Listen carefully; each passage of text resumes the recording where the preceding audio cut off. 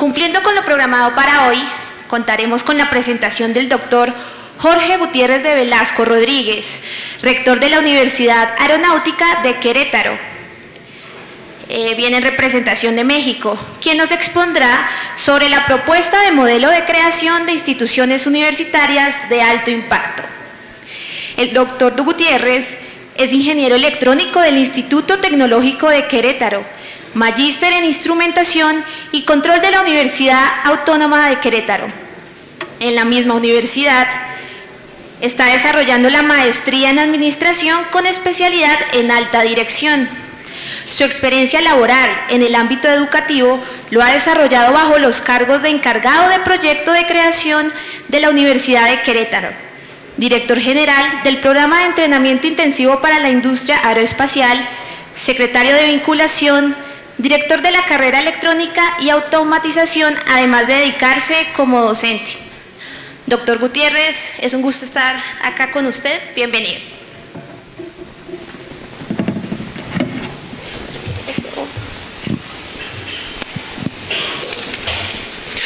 Bien, muy buenos días a todos y a todas. ¿Cómo están? Después del primer día, después de la increíble hospitalidad que hemos vivido todos, créanme que me siento literalmente como en casa y me siento muy a gusto en este bellísimo país. Bien, primero que nada, quiero agradecer infinitamente a la Fuerza Aérea Colombiana, iba a decir la Fuerza Aérea Mexicana, no, la Fuerza Aérea Colombiana. También, por supuesto, al Centro de Estudios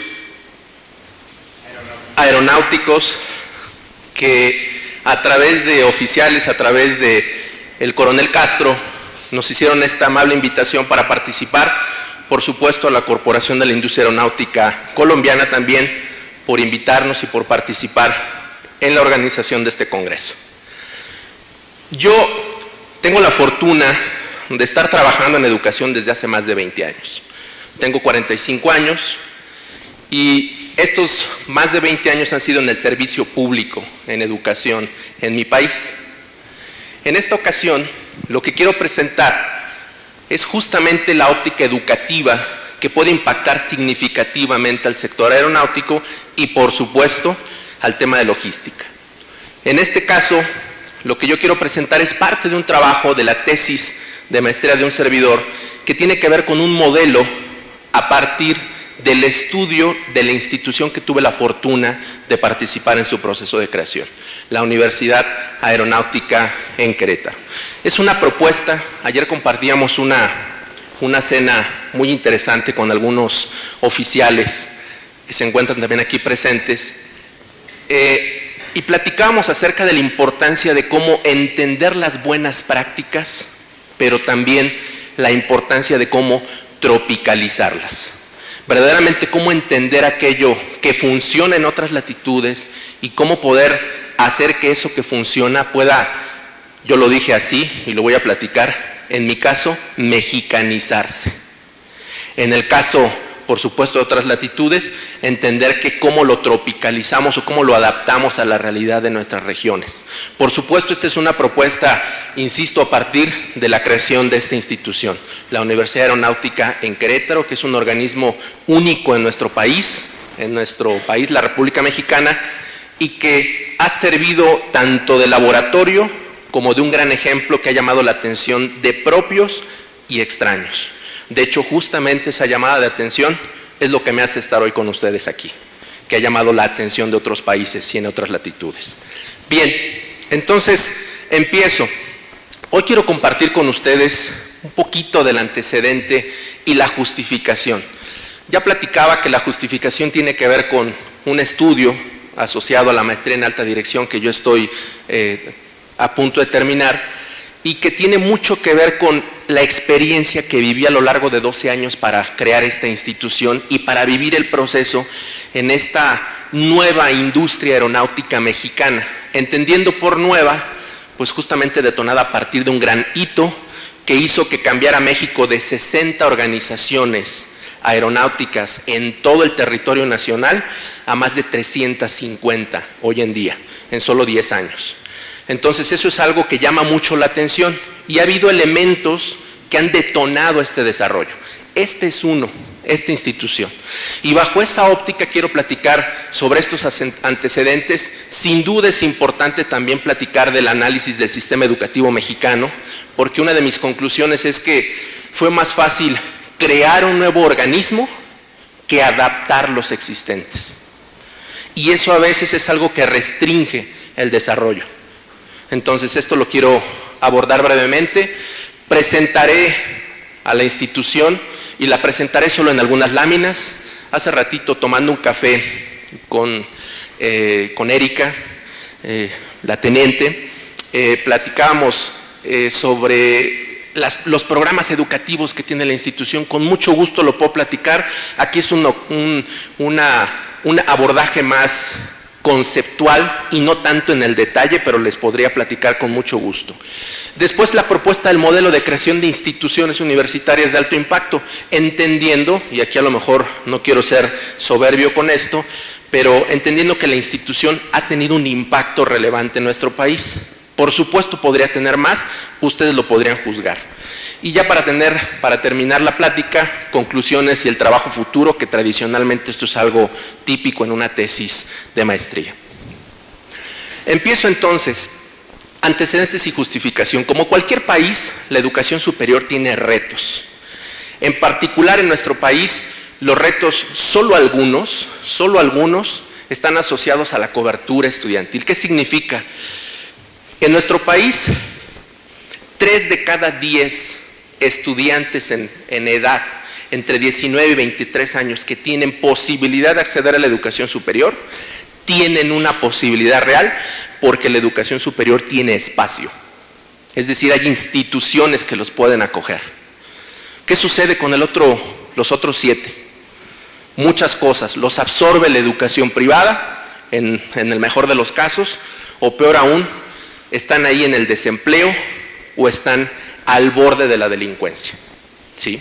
Que eso es algo demasiado crítico. Entonces, este es uno de los grandes retos, cómo hacer o cómo cambiar la lógica del gasto público para enfocarla en educación. Esto se llama cobertura. La calidad educativa, sin duda, pues es contar con instituciones que verdaderamente tengan un reconocimiento y tengan capacidades para formar a los individuos, a los profesionales, con calidad para el mundo globalizado. Otro gran tema que está asociado también a política pública es el financiamiento para la operación e inversión de las instituciones con calidad. El desarrollo de las capacidades docentes. Es muy conocido que algunas personas, cuando ya las consideran aptas para dar clases, las invitan. Generar docentes y formar docentes no nada más significa egresar a un especialista, muy buen especialista, y ponerlo a dar clases. Hay todo un proceso que hay que vivir y este también es un gran tema en nuestro país. Habilitación de infraestructura educativa. Este es un asunto que también tiene que ver con paradigmas de enseñanza. Hoy los paradigmas involucran blended learning como grandes oportunidades para no tener gran infraestructura y gran inversión, y este también es uno de los temas que están asociados a los retos. La formación integral de los estudiantes, es decir, no hacer maquinitas que solo estén apretando botones o desarrollando tecnología, sino que tengan esa conciencia del mundo global en el que van a desenvolverse. También, por supuesto, y diría yo, uno de los grandes retos es hacer una formación relevante y de impacto. Es decir, con todo respeto para los que estudian administración o son administradores o son abogados, hay muchos abogados y siempre van a ser necesarios, por supuesto. Pero ¿qué necesita el país? ¿Qué necesita la región? Y cómo esa necesidad puede ser relevante para mi proyecto de vida y por supuesto para el proyecto del país. Y en eso deben las instituciones de educación superior voltear o poner la vista. Cómo hacer formaciones o tener una oferta educativa que sea relevante y que tenga impacto social, económico y por supuesto tecnológico. Más de antecedentes y justificación. Bien, por otro lado están las demandas de los sectores industriales. Los sectores cada vez más requieren una formación altamente especializada. Es decir, gente que entienda no solo la tecnología, sino que además pueda implementarla. Y esto significa que, por supuesto, nosotros estemos ampliamente ligados a los sectores. Nosotros, como instituciones educativas, estemos trabajando hombro con hombro, haciendo diseño curricular, trabajando hombro con hombro, desarrollando tecnología y además generando la credibilidad que las compañías necesitan para seguir generando no círculo virtuoso, una espiral de crecimiento y de desarrollo mutuos. Y por supuesto el desarrollo de las competencias suaves. No nada más es importante ser un excelente tecnólogo o técnico o especialista, sino tener la suficiente inteligencia emocional como para poder desarrollarse en un mundo sumamente globalizado. La otra motivación o justificación es, como yo lo platicaba, mi formación en el sistema educativo público mexicano. Yo soy literalmente resultado de la educación pública de México. Hice mi primaria, que es la de educación elemental, en 5 primarias diferentes. Por el trabajo de mis padres, bueno, ya estoy compartiendo un poquito ahí de mi vida personal, pero por el trabajo de mis padres, yo tuve que estar cambiando. Apenas me acostumbraba a una escuela primaria con mis amiguitos, ya me tenían que cambiar a la otra, y a la otra, y a la otra. Eso fue bueno, pero también tuvo sus consecuencias.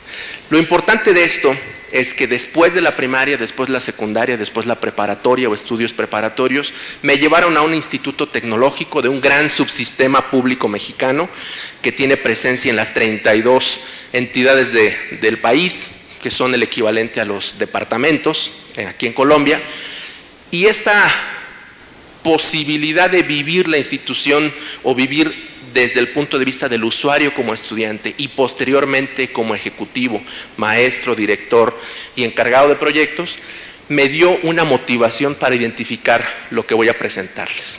Entonces, platicaba yo grandes retos en la parte de la educación pública de calidad. Yo lo viví en todos mis niveles, formaciones pertinentes. Yo escogí ingeniería electrónica. Platicaba hace ratito que tenía un tío, voy a hacer un pequeño paréntesis, tenía un tío que era piloto militar. Y yo digo que mi vocación no era muy buena o muy sólida porque me desanimó como en 20 minutos de no ser piloto militar. A la fecha sigue en mi bucket list querer ser piloto, sin embargo lo haré no en la milicia. Lo cierto es que elegí una carrera de ingeniería y eso me puso en este camino también. Y algo también que yo identifiqué dentro de mi propia experiencia es la flexibilidad de las instituciones. Lo único que yo entendía de flexibilidad cuando era pequeño era que me cambiaban de una escuela a otra con mucha facilidad. Eso era lo único que yo entendía. El tiempo me dio más experiencia alrededor de esto.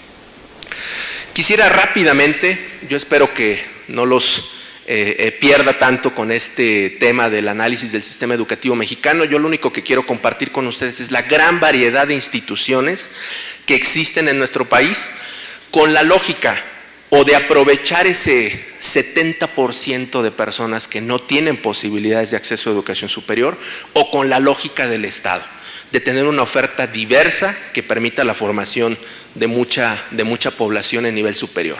Entonces, de acuerdo a la Asociación Nacional de Universidades e Instituciones de Educación Superior, que es un organismo que agrupa a una cantidad importante, a más del 80% de las instituciones de educación superior de mi país, de acuerdo a un estudio, toda la clasificación o la tipología de instituciones que existen en nuestro país es la siguiente. Existen grandes instituciones, como en el caso de la Universidad Nacional, nuestro caso es la UNAM, que es una de las más antiguas y grandes instituciones en Latinoamérica, el Instituto Politécnico Nacional, otras.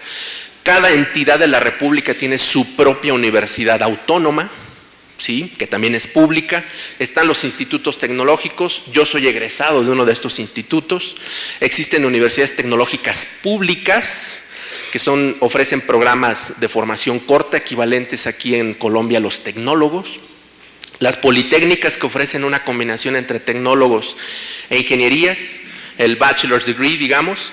Existen universidades públicas interculturales que acogen o reciben a minorías asociadas a grupos indígenas, a la formación pedagógica para la educación básica, instituciones particulares, Tecnológico de Monterrey, etcétera, que son grandes instituciones, y además hay otro grupo de instituciones que hacen formación de nivel superior, principalmente de posgrado, que son los centros públicos de investigación. Este es brevemente en cuanto a oferta educativa y funciones sustantivas. Continúo con este análisis.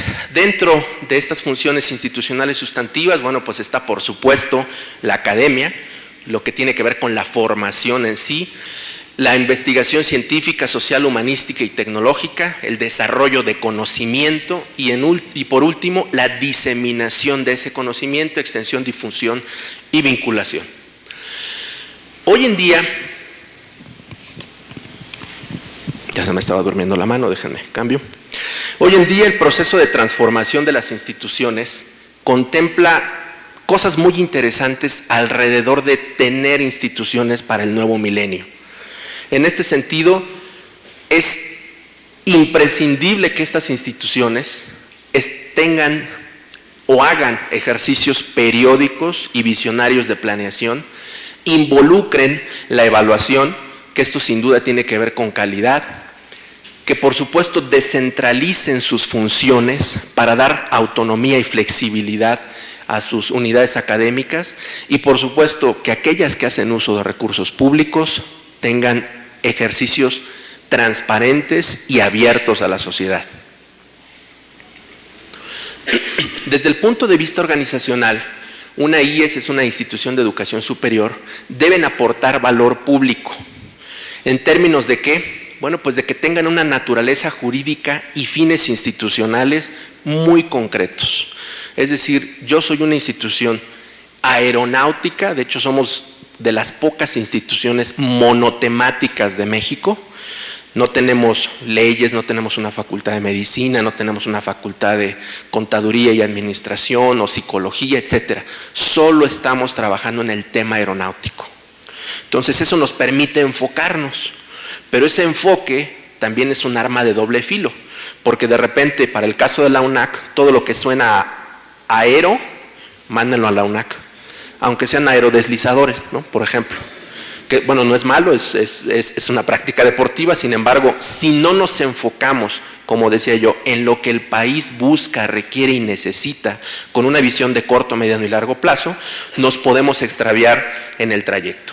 Entonces, de acuerdo a esto, el diseño de una institución de educación superior que aporte valor público debe de al menos contar con estos elementos. Debe de tener claramente identificado su objeto. ¿Para qué? No estarse perdiendo y en este ánimo de estarse perdiendo, usar banderas incluso a veces hasta políticas para presionar al Estado. Entonces, si está definida esa naturaleza y fin institucional, ese es un primer punto. El segundo son los fundamentos de la organización y una estructura formal y la planeación y evaluación dentro de esa estructura formal per se. Algo importante, ya platiqué. Perdón, todavía vive. Ya platiqué de lo que significa brevemente la motivación, por qué consideramos importante o por qué se consideró importante crear una institución desde mi óptica, desde el contexto nacional de la educación superior. Le dimos una pasada muy rápida al asunto del sistema educativo público mexicano y ahora me gustaría platicarles un poquito cuál fue el contexto que dio origen a la creación de la UNAC, ¿sí? ¿Qué condiciones y escenarios previos había que detonaron esta decisión del gobierno mexicano, tanto a nivel federal como a nivel del estado de Querétaro, para crear este organismo? Primero, como muchos países, Colombia no es la excepción, Brasil por supuesto tampoco es la excepción y muchos otros países no son la excepción, tenemos una historia añeja en el tema aeronáutico. Para el caso de México, los registros indican que desde 1910 algún entusiasta voló en unos valles de Balbuena en la Ciudad de México y desde ahí se considera el inicio de la historia de la aviación. No significaba que era un avión mexicano, era un avión francés, por cierto, pero lo cierto es que desde aquel entonces se considera. En 1911, algo que nos llamaba mucho la atención, el primer mandatario en el mundo en volar fue el presidente Francisco I. Madero, el presidente de México. Y yo digo que tenía que tener mucho valor para subirse ese tipo de aeronaves en aquel entonces, en noviembre de 1911. Entonces, está registrado en la historia mundial que un presidente, un mandatario, en este caso el presidente de México, voló por primera vez. Una serie de hitos detonaron pues, la creación de infraestructura aeroportuaria, también el nacimiento de Mexicana de Aviación, tristemente hoy quebrada, una de las cuarta o quinta aerolínea más antigua del mundo, que hoy desafortunadamente ya no existe como tal, pero generaron una historia entre 1910 y 2005 que fue producto exclusivamente de la inercia, de la necesidad de generar infraestructura para transportar gente, carga, comunicarnos, etc. Y eso originó que en la franja norte del país nacieran entre 50 y 60 compañías aeronáuticas. Eso era lo que existía entre 1910 y el año 2005. Es decir, estamos hablando de hace 12 años. Justamente es lo que estoy comentando, de 1910 al 2005, solo existían esas 65 compañías, pero algo muy importante, de alguna manera, no me voy a meter en esos temas de geopolítica, Bombardier decide llegar a México, estaba entre China o México, decide China, y de México, entre 4 entidades de la República, decide Querétaro. Obviamente nos pusieron en un proceso de concurso para identificar quién tenía un muy buen paquete para ofrecer incentivos, capacidades, etcétera, para que llegara la canadiense. Esto detonó, entre otras cosas, una serie de compromisos. El primero, solo voy a platicar, mi tema es sobre el tema educativo, pero le pidieron al gobierno 3 grandes condiciones. Tienes que generar condiciones para inversión, es decir, generar programas de incentivos públicos que debieran de haber sido amarrados junto con offsets, no fue así. Tienes que generar condiciones para la homologación de la manufactura y tienes que generar infraestructura educativa pública, porque eso es lo que nosotros consideramos necesario para que detones tu industria. El primer paso, yendo a este último compromiso de los 3, es el tema de la educación. Se creó un programa de entrenamiento rápido, exclusivamente para formar a técnicos para hacer aeroestructuras y ensambles eléctricos. La visión del gobierno mexicano no fue nada más quedarnos en esa manufactura simple, sino en desarrollar las condiciones, creando una institución educativa que atendiera de manera flexible y con alto grado de pertinencia esas necesidades en el corto, mediano y largo plazo. Concretamente, esto fue lo que dio el origen a esta institución. Si nos hubiéramos quedado exclusivamente en un programa de formación técnica, solo hubiéramos formado a los arneseros o a los estructuristas o a los chapisteros, como los conocen. La intención era hacer algo mucho más allá. Y es por eso que se creó una institución. Para crear la institución, y aquí viene la analogía de lo que platicábamos anoche en esta agradable reunión, pues no inventamos o no buscamos inventar el hilo negro, identificamos clústeres de manufactura relevantes en el mundo, alrededor de grandes constructores de aeronaves. En los primeros, Wichita y Seattle, alrededor de Boeing principalmente, Montreal por obvias razones alrededor de la canadiense y Toulouse pues alrededor de Airbus. E hicimos una comparación de la evolución y desarrollo de estos clústeres o corredores de manufactura versus la evolución y desarrollo de sus formaciones.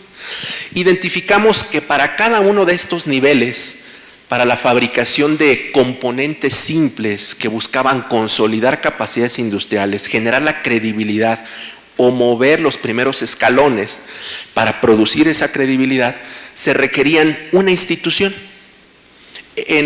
Tanto en Estados Unidos como en Montreal como en Toulouse, hay instituciones que solo se encargan de esta formación profesional, exclusivamente. Son formaciones cortas, no necesariamente asociadas a un grado académico, que facilitan que las personas que ingresan aquí en pocos meses tengan una posición laboral concreta y específica. Existían también, este es el equivalente a los tecnólogos, es decir, ya formaciones universitarias para desarrollar actividades de manufactura de bienes más complejos, que requerían otras competencias, otras capacidades. Y también, bueno, en México se llaman técnicos superiores universitarios, y también existían instituciones por separado para atender esto. Y por supuesto, las grandes universidades, los grandes colegios de ingeniería que forman a los ingenieros, a los investigadores, a los doctores, que ya están desarrollando innovación, ya no nada más solo encargándose del ensamble completo de una aeronave, sino de su concepción. Entonces, en estos corredores de manufactura relevantes en el mundo, identificamos que había instituciones para atender a ellos, instituciones para atenderlos a ellos e instituciones para atenderlos a ellos. Pero todas estaban separadas. Ninguna colaboraba con la otra. Todas reproducían condiciones muy parecidas a la realidad de la manufactura o del mantenimiento aeronáutico. Pero no colaboraban, no compartían docentes, no compartían equipo, no compartían experiencia. Y entonces lo que hicimos fue mexicanizar esa experiencia. Y solo pusimos sentido común en ello. Entonces, derivado del análisis, desarrollamos unos criterios o tomamos algunas decisiones que le dieron origen a la universidad en su concepción.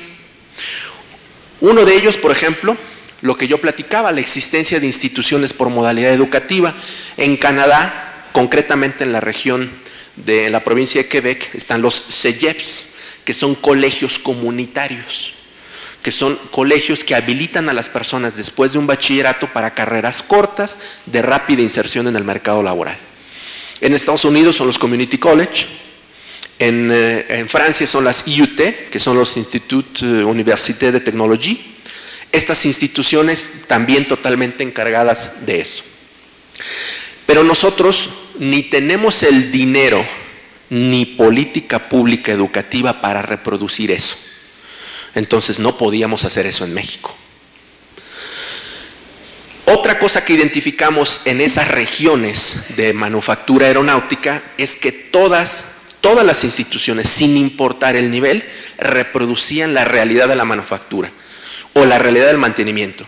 Obviamente, este es un asunto, el tema aeronáutico es un asunto costoso, no es un asunto económico. Para tener un colegio de pilotos hay que tener, entre otras cosas, aviones. Entonces, un avión no se compra en cualquier supermercado. Entonces, hay que tener infraestructura de la vida real. Estas instituciones, todas sin excepción, o tenían una cantidad importante de aeronaves, o tenían infraestructura, simuladores, máquinas, trabajaban con materiales y suministros reales. Entonces esa también era otra realidad que implicaba grandes inversiones públicas para montar una institución educativa. Otra característica es que todas las instituciones en esas regiones tenían una estrecha relación con la industria, con compañías específicas, con clústeres, con la milicia incluso. Otra es que tenían una capacidad de respuesta brutal. Un viernes le llamaba a una compañía diciendo: voy a iniciar un curso el próximo lunes, necesito que tengas todo preparado. Y las instituciones tenían la capacidad, o bueno, tienen la capacidad para atender ese tipo de necesidades. Necesito que me crees un posgrado de esta categoría, con estos contenidos, y lo necesitamos arrancar en 3 meses. Hay instituciones, no sé si aquí suceda, que si uno llega con estas propuestas, déjame ver, tengo que platicárselo a la facultad, al consejo académico, al consejo universitario y así. Y después uno puede pasar por 3 o 4 años y probablemente pueda tener uno una respuesta. Entonces, ¿cómo es que tenemos que construir esa flexibilidad? Y ese es uno de los grandes paradigmas. Y bueno, la otra, en resumen, es que crear instituciones que tuvieran todas esas características era excesivamente complejo y de un gran esfuerzo de gestión en nuestro país. Es decir, aquello es Estados Unidos, es Canadá y es Francia. Países con política pública que sí tiene, por supuesto, sus áreas de oportunidad, pero que tienen mucha claridad respecto a su sistema educativo. Entonces, México no vive esa condición. Y estos criterios concretamente, fue lo que nosotros hicimos para tropicalizar y crear el organismo, crear la universidad. De tal suerte que la universidad nace en noviembre del año 2007, estamos en este noviembre cumpliendo 10 años, y en 10 años, bueno, pues hemos hecho algunas otras cosas muy interesantes, ahorita se los platicaré. Somos un organismo público descentralizado, o sea, somos un ente del Estado de Querétaro. Estamos encargados de formación y capacitación de profesionales e investigadores para el sector aeronáutico. Aquí ya tendremos que evolucionar porque ya lo estamos haciendo también para el sector aeroespacial o espacial. Tenemos órganos de gobierno, administración, órganos académicos y de vinculación.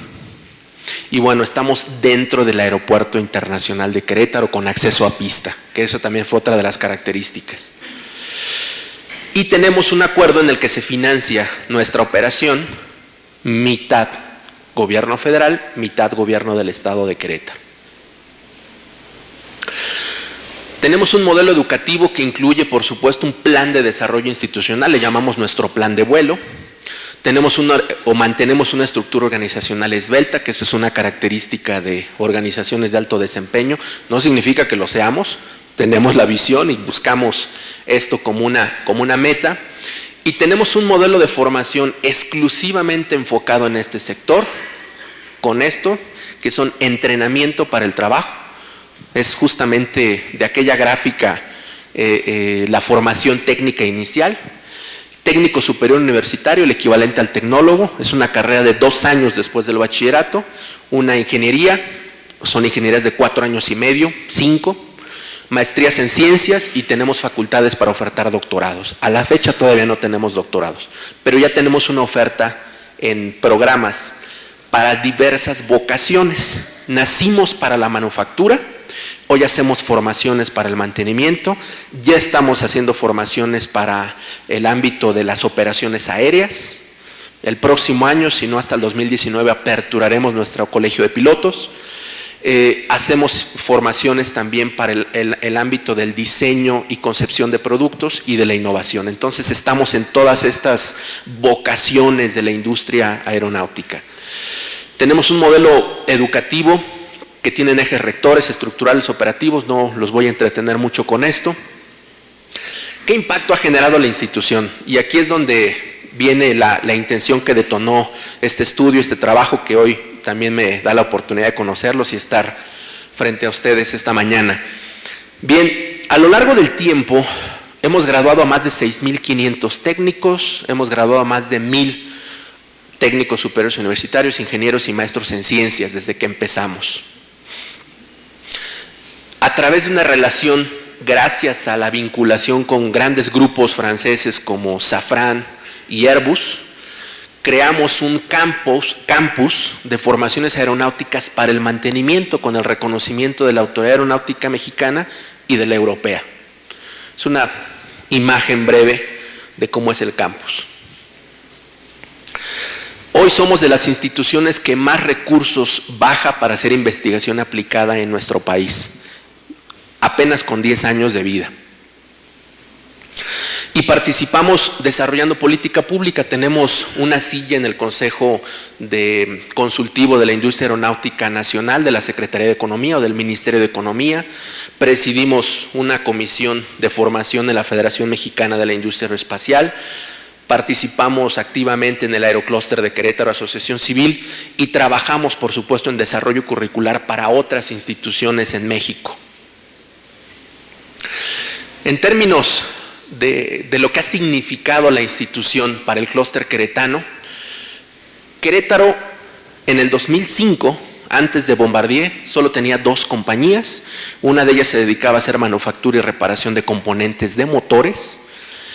La otra, servicios de ingeniería, es el General Electric Innovation Center, que hacía servicios de ingeniería para turbinas de aviación, bueno, motores de aviación y además turbinas de gas. Hoy son más de 80 organizaciones con más de 8,000 empleos directos en solo 10 años. Nosotros hemos participado en conjunto con el Estado y los esfuerzos en atraer casi casi 1.8 billones de dólares de inversión extranjera directa en compañías que hacen o manufactura, o MRO, o servicios de ingeniería. Hoy el Estado de Querétaro, recordarán que ayer mi colega y amigo Tomás Ibaja compartía los clústeres más representativos en la franja norte del país. El clúster central, el clúster de Querétaro, solo el clúster central agrupa casi el 50% de la inversión extranjera directa de todo el país. Y eso lo ha hecho en los últimos 10 años. Solo Querétaro produce el 37% de lo que se exporta a nivel nacional.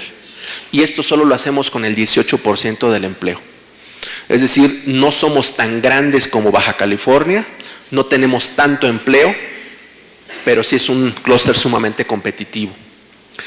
Y como yo decía, hemos logrado conseguir el 50% de los fondos públicos nacionales para investigación aplicada en los últimos años. Esto concretamente con fondos del Consejo Nacional de Ciencia y Tecnología. Aquí viene un poquito de las experiencias aprendidas que a mí me gustaría compartir y que pueden ser, por supuesto, o son en el ánimo de cómo plantear que una institución que nació de la tropicalización de buenas prácticas en otras naciones pueda a su vez servir como un ejemplo también para tropicalizar adaptaciones o incluso creaciones de organismos. ¿Qué vivimos? En el caso de las formaciones para el trabajo, bueno, pues hay que ser muy concretos y hay que identificar que hay que gastar dinero y hay que saber que hay un costo de oportunidad que en el caso de Querétaro y en el caso de México se aprovechó, pero habría que identificar cada país y cada región cómo es que lo puede capitalizar. Hay que tener una habilidad para relacionarse y hacer mucho lobbying, que esto nos lleva a hacer gestión de recursos, y la otra es tener la visión de invertir en capacidades interdisciplinarias. Algo que me faltó comentar de la universidad es que la universidad, hay tours virtuales, es unac.edu.mx,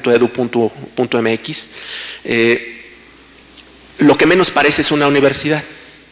Un edificio, solo tenemos construido el 25% de nuestro campus, un edificio 18.500 metros cuadrados de un taller de fabricación que tiene secciones donde se van manufacturando o se van reproduciendo esas condiciones de manufactura. Entonces, toda la universidad está pensada para que todos los estudiantes en cualquier nivel educativo puedan usar toda la maquinaria. Es decir, un avión no solo lo tocan los que hacen mantenimiento, sino también los que hacen manufactura y los que hacen diseño. Nos encontramos con diseñadores que tienen que hacer un componente, pero jamás dejaron el escritorio y hacen el componente en la computadora y nunca ven dónde se va a instalar. Entonces, un ingeniero, un diseñador también tiene que identificar la funcionalidad del componente que está desarrollando. Y estas capacidades multidisciplinarias son también un punto importante. En cuanto a técnico superior universitario, en nuestro caso, buscamos hacer alianzas estratégicas con autoridades aeronáuticas y educativas en muchos lugares del mundo. Buscamos hacer una formación integral y, por supuesto, medir el alcance de nuestros proyectos, siempre pensando en el largo plazo, porque este es un sector de muy largo plazo. En cuanto a nivel de ingeniería, es tener la claridad de, a mí siempre me ha encantado el MIT, que es uno de los grandes institutos tecnológicos en el mundo, pero por ejemplo no voy a abrir astronáutica. Hoy México no está en una realidad de tener un programa de ingeniería o un programa de posgrado hacia astronáutica. Y no porque me guste o me atraiga el instituto voy a forzar para tener especialidades que no son pertinentes. Entonces sí tiene uno que identificar la pertinencia de los programas, tener una solidez en ciencias básicas, eso es una condición sine qua non para la formación ingenieril y de maestrías, y hacer un acompañamiento de los estudiantes. Las formaciones aeronáuticas, además de que tienen que involucrar muchísimos valores, no solo es una formación, algún ponente platicaba o alguien comentaba, cuando vamos manejando y en nuestro auto, si se enciende un testigo o un indicador, yo creo que los pilotos lo saben muy bien, pues en el caso de un auto, pues uno se orilla. Hoy hay cualquier cantidad de posibilidades de tener diagnósticos. En un avión no es posible, ¿no? Si hay una alarma se enciende, es que algo está pasando y no tenemos posibilidad de orillarnos en ningún lugar. Entonces, las cosas se tienen que hacer para que duren toda la vida. Y los valores que deben de tener los que diseñan, manufacturan o reparan componentes son una condición valiosísima. En el caso de posgrado, del mismo modo, establecer relaciones con instituciones relevantes en el mundo, tener programas educativos y áreas de especialización pertinentes y, por supuesto, la formación docente es vital. Entonces, estas son experiencias, otra vez, para consideración de la institución. Ahora, ya casi estoy concluyendo la plática. Voy a ir un poquito más rápido. Esta es la propuesta del modelo. La intención es que a partir de lo que vivimos o de lo que viví con un grupo de ejecutivos para crear esta institución, yo considero, y esa es mi propuesta, yo considero que es posible crear o reorientar instituciones que tengan impacto. Pero lo importante primero, pues es definir el impacto. Mi modelo podría explicarse como una ecuación en donde esto es una F en función de A, B y C, con una serie de criterios que se mezclan para tener una función, y yo lo diría así, totalmente no lineal. Entonces, significa que tener una institución de alto impacto es un conjunto de la definición de sus funciones, de su diseño organizacional y de las estrategias organizacionales que implementemos en ella. La definición de alto impacto puede haber muchas. La que yo propongo es que tenga reconocimiento nacional e internacional, que sus egresados sean ampliamente valorados. No estoy inventando el hilo negro, estoy escogiendo muchas cosas que son relevantes, que tenga la visión de generar conocimiento. Esta es contraria a la visión pública, ¿sí? Que busque la autosustentabilidad, que no solo esté estirando la mano para pedirle al Estado recursos para operar, sino que vea la manera de generarlos. Esto es un paradigma muy interesante en la educación pública, que tenga gran flexibilidad. Y esta gran flexibilidad está asociada a la figura jurídica y su desarrollo organizacional. Si no es flexible, se vuelve nuevamente en un aparato cuya inercia es compleja de romper, ¿sí? Ágil en su toma de decisiones, eficiente, eficaz y transparente en el uso de sus recursos. Así es como está planteado para este modelo el alto impacto. Esto mismo se puede replicar y se puede poner en una matriz para definir si la institución, por ejemplo, de la que yo egresé, es una institución de impacto. O la institución que me interesaría o a la que me interesaría ingresar para estudiar es de alto impacto. Pero insisto, es una matriz, es un modelo que puede servir para reorientar a las instituciones. Pensando en sus elementos, ¿qué significa tener una figura jurídica y funciones? Bueno, pues que esté, como yo lo decía al principio, claramente definida para qué es. Es para formar, decimos en México, grillos, o sea, políticos. No tengo nada contra los políticos, por supuesto. Es para ser tecnólogos, es para formar investigadores. ¿Para qué es? Tener un modelo educativo concreto. ¿Cómo voy a hacer esta formación? ¿Qué tengo que aportar? Tener una figura jurídica que convenga a los niveles de gobierno que apoyarán la operación. Concretamente, ¿cómo se define la gobernanza? Si hacemos una estructura piramidal, las decisiones van a tardar muchísimo en tomarse. Pero entonces debe de haber una claridad en la definición y el rango que tenga cada quien para la toma de decisiones. Definir si hay una autonomía financiera, académica o de gestión. Eso en cuanto a figura jurídica.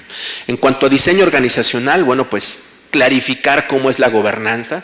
Ayer mismo en la mesa platicamos lo complejo que puede ser no identificar quién toma decisiones, quién tiene el mando, sobre quién hay que tomar el control, porque a veces una decisión operativa puede tomar días cuando el mercado no tiene esos días para esperar.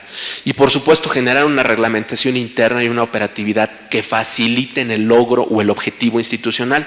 Las estrategias organizacionales de alto impacto pues son algunas muy comunes de las organizaciones justamente de alto impacto, que es planeación y evaluación, una estrategia financiera clara, que exista calidad académica y por supuesto que no se pierda la visión de responsabilidad social que un ente público siempre debe de mantener.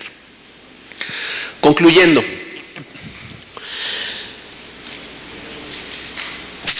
aquí justamente clarifico la motivación de un servidor, que lo que yo viví, y vivimos un grupo de personas, no debe de quedarse ahí y debe de servir para reorientar o para crear nuevas instituciones. Yo le he preguntado y me he bronqueado con algunos ejecutivos de otro nivel en mi país con una tesis muy simple. ¿Por qué hubo que crear una institución nueva teniendo grandes instituciones en México? ¿Por qué? No me supieron responder. Yo les respondí, porque ni son flexibles, ni tienen una visión de mercado, y porque no estaban con las condiciones para hacerlo. Y eso es desde el origen de las instituciones, tuvieron otro objeto. Entonces, si yo viví una experiencia, lo menos que puedo hacer es compartirla para que alguien diga, bueno, alguien ya se tropezó mucho, que no se vuelva a tropezar por ese camino. El otro, también identifiqué que pueden existir una cantidad importante de temas que nos pueden ayudar a formar profesionales investigadores de gran impacto en nuestro país, siempre y cuando generemos instituciones o reorientemos las existentes para que esto se pueda dar.